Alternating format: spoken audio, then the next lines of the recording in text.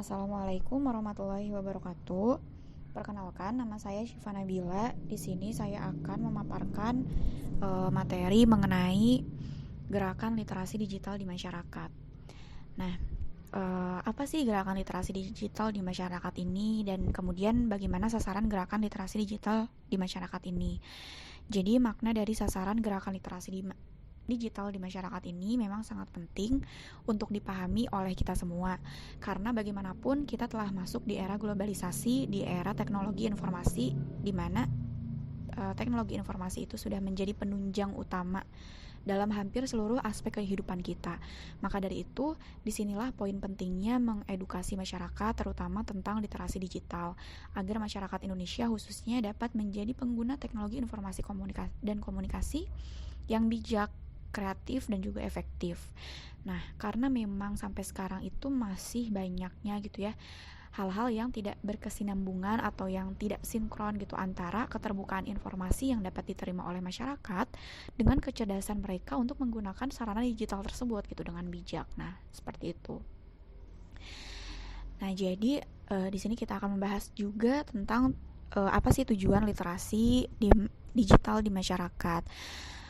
Tujuan literasi digital di masyarakat adalah tentunya mengedukasi masyarakat ya dalam memanfaatkan fasilitas teknologi dan komunikasi yang ada untuk kemudian bisa mereka memanfaatkannya secara menyeluruh gitu, secara keseluruhan. Mulai dari bagaimana agar dapat menemukan informasi yang bersumber dari digital yang baik, kemudian setelah itu bagaimana informasi yang didapat tersebut bisa ia evaluasi, di mana mengevaluasinya itu apakah informasi tersebut itu akurat, valid, benar, tidak menimbulkan hoax, ataukah sebaliknya gitu. Jadi gerakan literasi digital di masyarakat ini memang berupaya agar masyarakat pun tidak cuek dan dapat sedikit demi sedikit gitu ya membangun critical thinking mereka, berpikir kritis yang tentunya dilandasi dengan norma yang berlaku di negara Indonesia ini. Di mana informasi yang pantas untuk dikonsumsi itu seperti apa, kemudian selanjutnya bisa di-share, dipublikasikan kembali, dan mana yang tidak gitu. Kemudian setelah ia dapat mencermati informasi dan mengevaluasinya gitu ya dengan benar, masyarakat pun kemudian dapat menggunakan informasi tersebut. Entah itu untuk menambah wawasan mereka, entah itu untuk menggunakannya dalam kehidupan, entah itu mereka pun bisa mengelola informasi tersebut dengan bijak gitu ya, seperti menyebarluaskan informasi yang edukatif dan informatif yang tentunya dengan cara yang baik pula, seperti tidak lupa mencantumkan penulis yang telah menulis informasi tersebut gitu ya, atau copyright. Dan juga adab-adab lainnya yang dalam literasi digital maupun dalam Undang-Undang Nomor 19 telah dibahas tentang bagaimana konsekuensi hukum terkait teknologi informasi dan komunikasi dan transaksi elektronik itu berlaku di negara kita. Bahkan pada akhirnya diharapkan juga dari banyaknya informasi yang telah masyarakat cerna, yang telah masyarakat punya, yang telah masyarakat gunakan gitu ya, lahirlah gitu, diharapkan dari banyaknya informasi yang baik itu lahirlah lebih banyak gitu masyarakat yang dapat membuat informasi baru yang tentunya bersifat edukatif dan informatif yang positif kepada halayak umum. Kemudian di sini kita akan masuk kepada pembahasan apa saja sasaran spesifik gerakan literasi digital di masyarakat. Nah, di sini kita akan membahas tentang apa saja sih sebetulnya sasaran spesifik yang ingin dicapai dalam gerakan literasi digital di masyarakat. Yang pertama adalah untuk meningkatnya jumlah dan variasi bahan bacaan literasi digital yang dimiliki setiap fasilitas publik. Ini sudah pasti. Kemudian meningkatnya frekuensi membaca bahan bacaan literasi digital setiap hari. Kemudian meningkatnya jumlah bahan bacaan literasi digital yang dibaca oleh masyarakat setiap harinya. Kemudian meningkatnya jumlah partisipasi aktif komunitas ataupun lembaga atau instansi dalam penyediaan bahan bacaan literasi digital. Sekarang contohnya sudah banyak ya instansi-instansi seperti sekolah ataupun komunitas-komunitas yang memang pecinta baca, kemudian komunitas-komunitas lainnya yang memang mereka aware gitu mengenai literasi digital di masyarakat ini dengan mengadakan atau menciptakan barcode di setiap buku yang bisa dipakai gitu secara digital oleh masyarakat, di mana barcode itu bisa dijadikan sebagai e-book nantinya di media digital gitu seperti handphone ataupun yang lainnya. Kemudian yang kelima, meningkatnya jumlah fasilitas publik yang mendukung literasi digital. Ini juga sudah mulai marak, seperti mungkin kita bisa mendapatinya fasilitas-fasilitas publik ya di fasilitas umum seperti stasiun, yang dimana di sana ada papan digital, dimana di sana juga dipublikasikan mengenai informasi-informasi yang memang dibutuhkan oleh masyarakat secara digital di papan digital tersebut gitu. Tapi sayangnya mungkin memang masih banyak yang harus diperbaiki lagi, karena kebanyakan fasilitas-fasilitas umum yang berbasis digital itu masih memberikan informasi yang terkait dengan transportasi, akomodasi untuk masyarakat seperti kereta api dan lainnya. Mungkin nanti bisa ditingkatkan kembali, seperti mungkin dalam papan digital itu bisa diberikan informasi mengenai digital di masyarakat. Kemudian meningkatnya jumlah kegiatan literasi digital yang ada di masyarakat, ini juga sudah marak di komunitas-komunitas. Kemudian meningkatnya partisipasi aktif masyarakat dalam kegiatan literasi digital, meningkatnya juga jumlah pelatihan literasi digital yang aktif dan berdampak positif di masyarakat. Ini pun sudah mulai, di mana pemerintahan ataupun komunitas juga mengadakan pelatihan literasi digital. Kemudian meningkatnya jumlah pemahaman masyarakat terkait penggunaan internet dan undang-undang ITE. Kemudian yang ke-10, meningkatnya pemanfaatan media digital dan internet dalam memberikan akses informasi dan layanan publik. Kemudian yang ke-11, meningkatnya angka ketersediaan akses dan penggunaan internet, di mana masyarakat bisa melek internet gitu ya di suatu daerah yang terpencil. Dan mungkin ini masih harus terus dirombak oleh pemerintah setempat ataupun pemerintah pusat dengan adanya kerjasama yang kolaboratif gitu ya antara pemerintah ataupun dengan lembaga-lembaga non pemerintah gitu, agar bisa menciptakan suasana ketersediaan akses internet di daerah-daerah terpencil begitu. Kemudian yang terakhir, meningkatnya jumlah pelatihan literasi digital yang aplikatif dan berdampak pada masyarakat. Nah, seperti itu. Kemudian di sini kita akan membahas tentang strategi gerakan literasi digital di masyarakat. Dalam pembahasan strategi gerakan literasi digital di masyarakat ini ada 5 poin utama ya yang akan kita bahas. Yang pertama adalah yang penguatan kapasitas fasilitator, di mana ini sangat penting ya untuk menunjang strategi gerakan literasi digital di masyarakat. Di sini ada beberapa aspek juga yang perlu digarisbawahi dalam penguatan kapasitas fasilitator ini.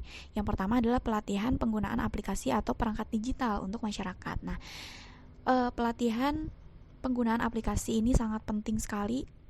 Untuk itu perlu adanya pelatihan atau sosialisasi kepada para pegiat literasi atau yang memiliki hobi membaca buku ataupun masyarakat yang lainnya gitu ya, agar tergugah adanya keinginan gitu untuk untuk membaca, terutama dalam literasi digital ini, dan juga bisa mengembangkan pembacaan gitu ya, untuk masyarakat juga bisa memiliki aplikasi membaca digital seperti Goodreads, kemudian Google Play Books ataupun Aldiko Book Reader pada telepon pintar mereka atau handphone gitu yang mereka miliki. Kemudian yang kedua, aspek yang kedua yang perlu kita pahami dalam penguatan kapasitas fasilitator ini adalah pelatihan penulisan dan pembuatan blog atau media jurnal harian daring. Ini pun sangat bermanfaat untuk masyarakat ya, karena bagaimanapun banyak juga masyarakat yang memiliki bakat dan minat gitu dalam hal penulisan pembuatan blog, namun tidak difasilitasi atau tidak memiliki kemampuan gitu untuk merealisasikannya. Nah, disinilah gitu ya pelatihan penulisan dan pembuatan blog ini sangatlah penting gitu untuk masyarakat-masyarakat yang memang membutuhkannya agar minat dan bakat mereka pun menjadi berkembang. Dan juga pelatihan menulis ini mencakup semua aspek ya, dimana bagaimana untuk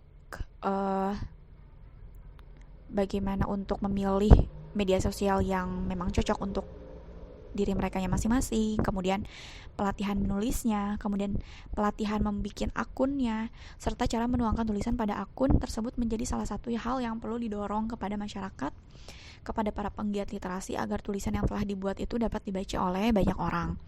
Kemudian yang aspek ketiga adalah pelatihan penggunaan perangkat atau aplikasi internet yang bijaksana. Nah, di sini penguatan literasi digital untuk pegiat literasi juga dapat dilakukan melalui seminar-seminar, kemudian pelatihan-pelatihan tentang cara bagaimana sih untuk menggunakan internet yang sehat itu seperti apa. Nah, pegiat-pegiat literasi ini diajarkan gitu ya cara untuk menggunakan media sosial dengan bijaksana, dengan cara menulis atau menebar konten tulisan yang positif. Itu seperti apa. Kemudian norma-norma yang berlaku juga harus ditunaikan gitu ya. Jangan sampai mereka pintar dalam hal mengembangkan literasi digital tapi tidak mengindahkan atau meremehkan norma-norma yang berlaku gitu. Kemudian yang aspek keempat adalah sosialisasi bahan referensi tentang hukum dan etika dalam menggunakan media digital. Nah, ini juga sangat penting gitu ya untuk disosialisasikan mengenai hukum yang berlaku di Indonesia. Undang-undang contohnya Undang-Undang Nomor 19 Tahun 2016 tentang Informasi dan Transaksi Elektronik perlu sangat disosialisasikan kepada masyarakat melalui para pegiat literasi. Nah, makanya itu kenapa para pegiat literasi itu memang sangat harusnya berkolaborasi aktif gitu ya dengan pemerintah setempat maupun pusat gitu ya, agar terciptanya edukasi sosialisasi lagi ke masyarakat dengan efektif melalui mereka gitu. Nah, penggunaan informasi ini yang sangat bebas itu kan perlu ditunjang gitu ya dengan aturan yang ada agar setiap orang itu dapat memajukan pemikiran dan kemampuan di bidang penggunaan dan pemanfaatan teknologi informasi ini seoptimal mungkin dan juga secara bertanggung jawab. Nah, itu selain itu adanya juga sosialisasi aturan ini dapat memberikan rasa aman, kemudian keadilan dan kepastian hukum gitu ya bagi pengguna dan penyelenggaraan teknologi informasi. Kemudian poin kedua dalam strategi gerakan literasi digital di masyarakat ini adalah peningkatannya jumlah dan ragam sumber belajar yang bermutu. Nah, di sini juga ada beberapa aspek, ada dua aspek. Yang pertama yaitu penyediaan sumber belajar tentang teknologi informasi dan komunikasi di ruang publik. Nah, ini sangat penting ya. Peningkatan jumlah dan ragam bahan bacaan bertema teknologi informasi dan komunikasi dalam bentuk koran, kemudian majalah atau buku di ruang publik seperti stasiun, terminal, rumah sakit, bahkan ya bandara, taman bacaan masyarakat, tempat-tempat komunitas lainnya gitu yang ada di publik dan juga perpustakaan umum. Selain itu, sumber belajar berbentuk salinan lunak juga perlu gitu ya diperbanyak dan diletakkan pada sarana umum yang tersedia seperti dalam barcode begitu ya, tinggal di-scan saja oleh masyarakat, kemudian muncullah informasi-informasi tentang literasi digital. Kemudian yang kedua adalah penyebaran informasi, aspek kedua ini ya, penyebaran informasi dan pengetahuan melalui media sosial. Nah, di sini media sosial seperti email, kemudian WhatsApp, dan sosial media lainnya seperti Line, Facebook, kemudian Instagram, dan lainnya sudah dimiliki oleh sebagian besar masyarakat. Pemanfaatan media sosial ini dapat digunakan sebagai penyebaran informasi dan pengetahuan sebagai bentuk sumber belajar masyarakat. Namun, Masyarakat perlu critical thinking. Tadi ya sudah dibahas di awal, perlu kritis dan bijak gitu dalam menyebarkan informasi dan pengetahuan yang dibuat atau yang diperolehnya itu, mana yang memang pantas untuk dipublikasikan, di-share kembali kepada orang dan halayak umum, mana yang memang sebaiknya di-skip gitu ya, karena tidak pantas untuk disebarluaskan. Nah, kemudian poin yang ketiga dalam strategi literasi digital masyarakat adalah perluasan akses sumber belajar dan cakupan peserta belajar. Nah, di sini juga ada poin-poinnya. Yang pertama adalah penyediaan akses internet di ruang publik. Nah, ini sangat penting ya. Ini sangat menjadi fasilitas penunjang gitu ya, untuk agar masyarakat juga memiliki keinginan gitu untuk mempelajari literasi digital ini. Penyediaan akses internet merupakan salah satu upaya yang penting dalam perkembangan ilmu pengetahuan pada era digital. Sumber belajar yang dibutuhkan dapat diperoleh dengan menggunakan akses internet karena sangat cepat dan efisien. Kebutuhan masyarakat juga memperoleh pengetahuan dan mengasah keterampilan ini harus ditunjang oleh kesediaan akses internet yang ada di masyarakat. Tentunya yang optimal gitu ya, bukan yang setengah-setengah. Misalnya di desa terdapat pojok internet gitu ya. Banyak sekarang sudah marak pojok internet di desa-desa khususnya yang disediakan oleh untuk masyarakat sendiri dalam daerah-daerah itu. Pada ruang publik seperti perpustakaan umum juga ya sudah banyak. Kemudian di terminal juga, bandara, pelabuhan, dan tempat-tempat umum lainnya yang disediakan akses internet untuk masyarakat agar memudahkan bagaimana masyarakat bisa mengakses literasi digital itu secara optimal. Kemudian poin kedua, aspek kedua dalam poin perluasan akses sumber belajar dan cakupan peserta belajar ini adalah penyediaan informasi melalui media digital gitu di ruang publik. Nah, penyediaan layar dan papan informasi digital di ruang publik dapat membantu masyarakat dalam memperoleh informasi dan pengetahuan baru. Layar informasi yang ada di bandara, di stasiun, terminal, pelabuhan, persimpangan, jalan strategis, dan pasar dapat diisi dengan konten-konten yang memang seharusnya bisa menjadi perkembangan ilmu pengetahuan dunia gitu. Tidak hanya iklan-iklan yang lewat-lewat saja gitu, tanpa adanya informatif yang jelas untuk masyarakat. Nah, seharusnya itu konten-kontennya itu seperti fakta-fakta sains sederhana, kan itu bagus banget ya untuk perkembangan literasi digital gitu. Tetapi sayangnya mungkin di Indonesia masih sebatas informasi terbatas gitu. Jika di bandara ya informasi tentang bandara, jika di stasiun informasi atau iklan tentang stasiun. Nah, sangat disayangkan seperti itu. Ataupun jika dia publik gitu ya, di jalan-jalan umum malah tentang iklan-iklan partai politik gitu kan, sangat disayangkan gitu. Seharusnya bisa dijadikan sarana dari pemerintah itu untuk mengedukasi masyarakat tentang ilmu pengetahuan ataupun tentang informasi lainnya yang memang edukatif. Kemudian yang keempat, poin keempat ini dalam strategi literasi digital di masyarakat, yaitu peningkatan pelibatan publik. Ya, ini juga penting gitu ya untuk menunjang bagaimana literasi digital di masyarakat ini agar bisa efektif dan maksimal. Yang pertama adalah sharing session. Sharing session ini dapat dilakukan dengan mengundang pakar untuk berbagi tentang bagaimana sih cara mereka mengaplikasikan teknologi digital ini di dalam profesi dan kehidupan sehari-harinya.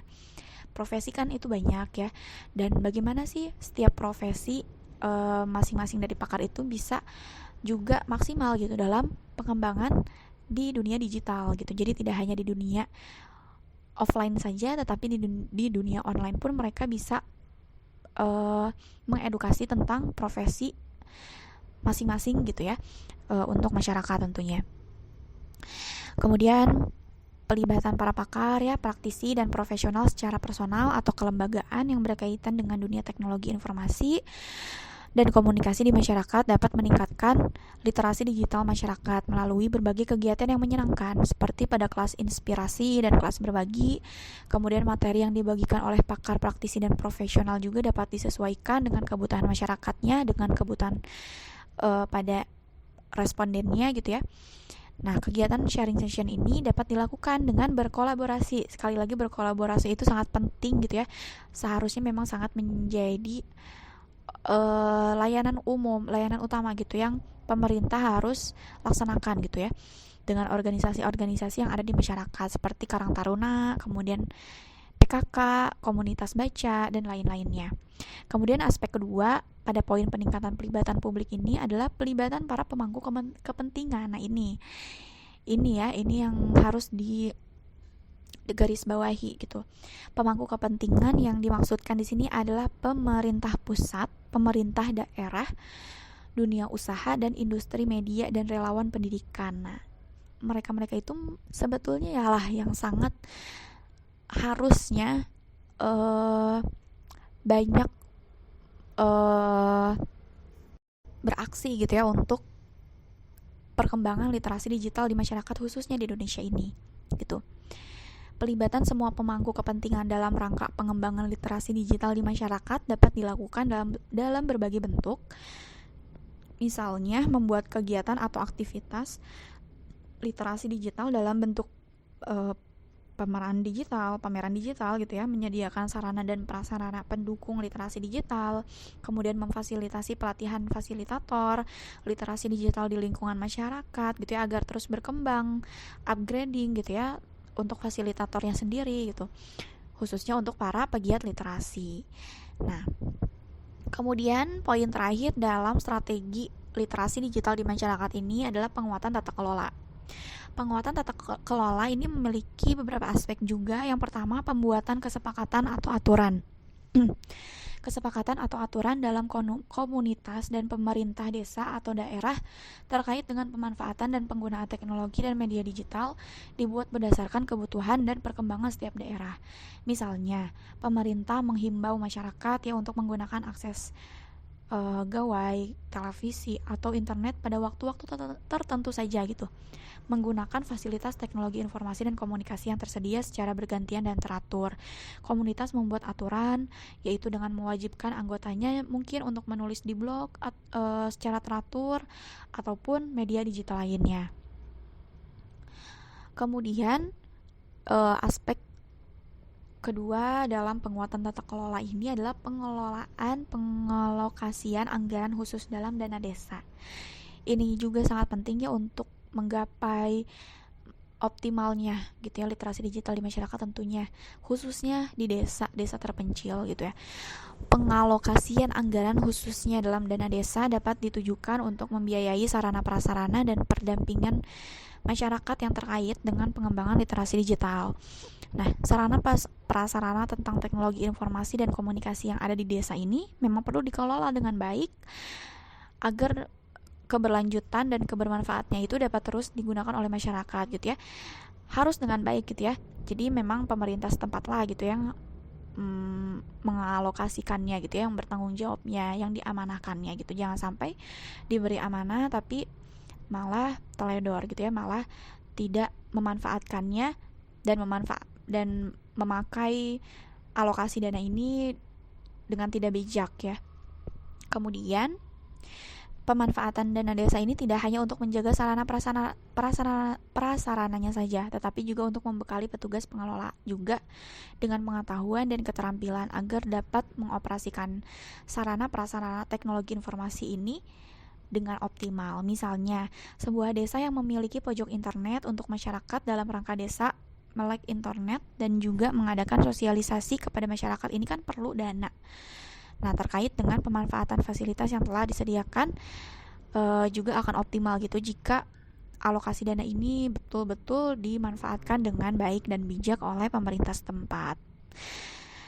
Nah, mungkin seperti itu